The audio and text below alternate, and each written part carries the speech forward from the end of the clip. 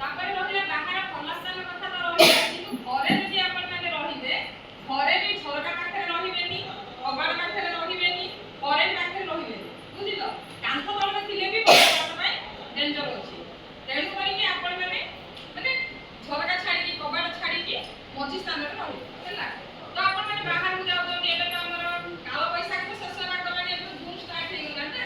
ଆଗକୁ ଅଛି ଆମର ବର୍ଷା ଦିନ ଆସୁଛି, ଆମେ ବିଲ ବାଡ଼ ଇଏରେ କାମ କରିବାକୁ ଯାଉଛେ ଆମେ, ବୁଝିଲ? ଯେତେବେଳେ ମେଘ ଷ୍ଟାର୍ଟ ହେଲା କିମ୍ବା ଘଡ଼ଘଡ଼ି ଷ୍ଟାର୍ଟ ହେଲା, ପାଣି ଭିତରେ କେହି ବି ଜମା ରହିବେନି, ବୁଝିଲ? ପାଣି ଭିତରେ କେହି ରହିବେନି, ଯେହେତୁ ପାଣି ଭିତରେ ରହିଲେ ବଜ୍ରପାତ ପାଇଁ ବହୁତ ଡେଞ୍ଜରିୟସ୍, ସାଙ୍ଗେ ସେ ଟାଣିବ। କରେଣ୍ଟ ଅଛି, କରେଣ୍ଟ ପାଣିକୁ ଶତ୍ରୁ କି ନାହିଁ, ସେଇଟା ବି ଆମର ବିଜୁଳି ଶକ୍ତି ଗୋଟେ କରେଣ୍ଟ, ବୁଝିଲ? କରେଣ୍ଟକୁ ସେ ଟଚ୍ କରିବ, ପାଣି ଭିତରେ ଥିଲେ ମଧ୍ୟ ପ୍ରୋବ୍ଲେମ୍ ହେବ। ତେଣୁ କରିକି ଆପଣ ମାନେ କହିଲେ ଗଛ ମୂଳରେ ବି ରହିବେ, ହେଲା? ଯଦି କୌଣସି ଖାଲ ଜାଗା ଅଛି, ଗାତ ହେଇଥିବ, ସେ ଜାଗାରେ ଆପଣ ମାନେ ସୁରକ୍ଷିତ ହେଇକି ରହିବେ, ବୁଝିଲ?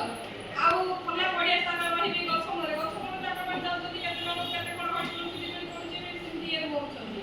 ତେଣୁ କରିକି ଏବେ ଗଭର୍ଣ୍ଣମେଣ୍ଟ କ'ଣ କରୁଛନ୍ତି, ଆପଣମାନଙ୍କୁ ସତର୍କ ସୂଚନା ଦେଇଛନ୍ତି, ହେଲା? ସେଥିପ୍ରତି ଆପଣମାନେ ସାବଧାନ ହେବେ।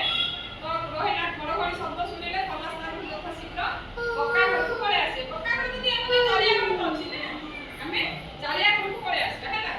ଗଛ ତଳେ ବା ବୁଦା ନିକଟରେ ଆଶ୍ରୟ ନିଅନ୍ତୁ ନାହିଁ। ଗଛ ତଳେ କିମ୍ବା ବୁଦା ଥିବ, ଛୋଟ ଗଛ, ସେଇଠି ବି ଆମେ ଲୁଚିକି ରହିବା ବୋଲି ଯେମିତି ଭାବିବା, ସେଠି ବି ରହିବେ ନାହିଁ, ବୁଝିଲ? ନିରାପଦ ଆଶ୍ରୟସ୍ଥଳଠାରୁ ଦୂରରେ ଥିବା ଖାଲୁଆ ଜାଗା, ଯେମିତି ଗାତୁଆ ଜାଗା ଦେଖିକି ସେଥିରେ ଆପଣମାନେ ଆଶ୍ରୟ ନେବେ। ବିଜୁଳି ମାରୁଥିବା ସମୟରେ ଆପଣ କାର୍, ବସ୍, ସାର୍ଟ କହିସାରିଲେଣି, ଯାଉଥିବେ, ସେଥିରେ ବି ବାଇକ୍ ଯଦି ଚଲାଉଛନ୍ତି ବାଇକ୍ ବି ଚଲେଇବେନି।